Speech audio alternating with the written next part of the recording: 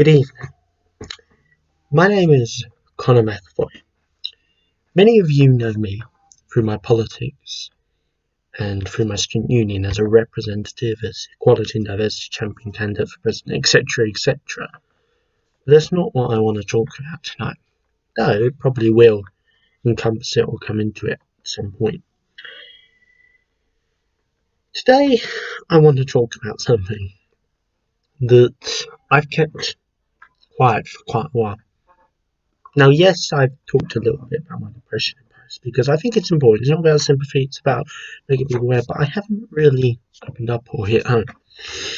Now, yes, did do the post the other day, but sometimes what we put on a post and what we actually want to say visually is completely different.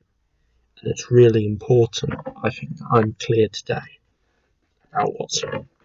Now, I want to open up today because for me, it will give me a chance to be at peace finally with myself, but also to make it clear that it's okay not to be okay, but as long as you try and get help, and don't put the pressure and the burden on other people constantly.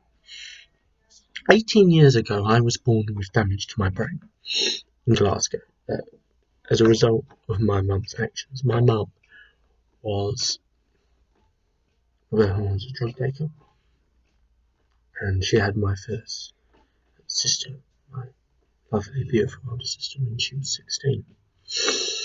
And her use of drugs affected all three of us, but especially me. It affected me, and it affected how my brain works, and it gave me a horrendous processing difficulty, visual impairment, of which I've been the subject of bullying, and which has made my life horrendous from day one. When my parents first adopted me, I was more overweight than 98% of the population. I was unable to really do anything. I was very stubborn, not just changed it. But I was bullied, literally a few years old. I had stones thrown at me from the boy next to me because I was different. Hard stones thrown at my face. Then the primary school I went to, I was hated. No one liked me. I was treated. No. Oh! Apologies about that. Sometimes things go on. And I was treated terribly. And it didn't improve when I went to my next primary school that much. I made a few great friends. But my parents' sexuality, my parents, by the way, are fantastic, amazing people. They've done everything for me. All my friends say they're brilliant, and they're fantastic. They're great people. They've done a great job. Well, that's for you to judge. I was bullied because of their sexuality. I was all solid together. They're married. Have they done this, that, and the other? Ha ha ha ha. Make jokes the whole time. I was bullied from my household. Then in secondary school, I was bullied day in, day out. I was laughed at. I was scorned at. I was made a fool out. People make comments to me just for the sake of it, just to upset me. Literally every day I would go in, faggot and cable, because they knew I was bi. And that's where I come to the next part. Now, I've never been a great fan of maths, but I wouldn't not turn up to it. But there was one time when I physically got weak mentally and physically, and that was due to certain events. I'd come out spy to my parents a week ago, and they were really accepting. I then told a friend who said that they would not tell anyone, and it was safe. And I then found out from another friend everyone knew, saying, "Are you gay? Are you gay? Are you bi?" And people were laughing and scorning and asking me and sniggering, and that really broke me. I burst into tears in my head of year's office. It was horrific. I felt like nothing and nobody, and that all the things that I said were true, and I couldn't go. And from that day, I just had abuse,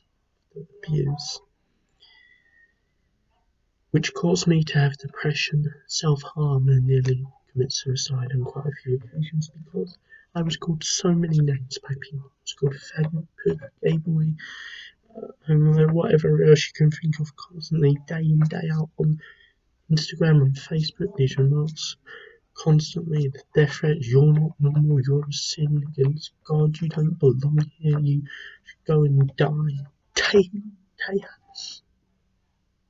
out. It broke me. It broke me. That day in, day out.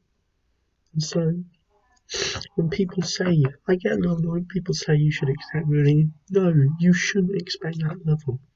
Day in, day out, for who you are. Your life made a misery. Taking the mick out for being different every day of your life. Driven to that edge for who you are.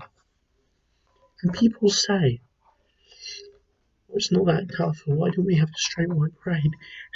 Or pride run? Have you had every single day of your life? And to be scared because of who you love? Because of what you like? Do you ever go, when you have to come out, you actually have to be public about who you love?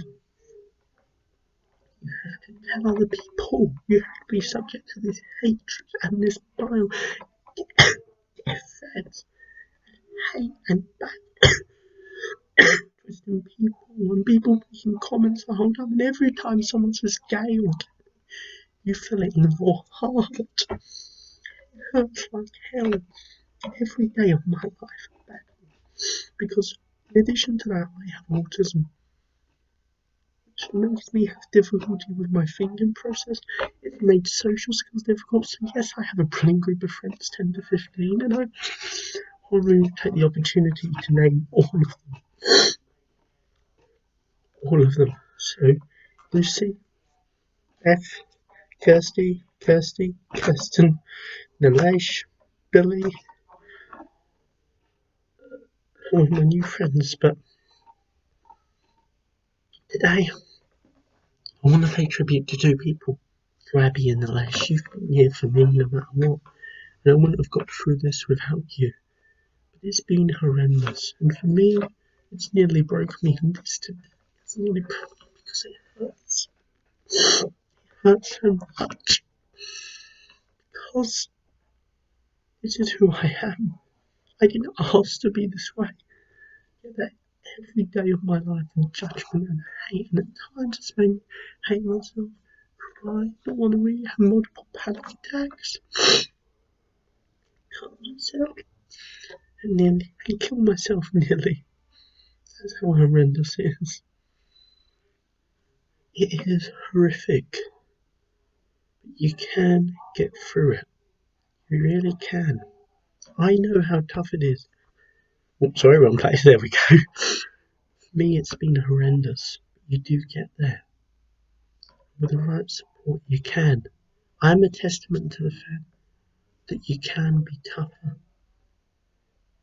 but it takes a long time. Please look after yourself. Please be kind to one another. Thank you very much, folks.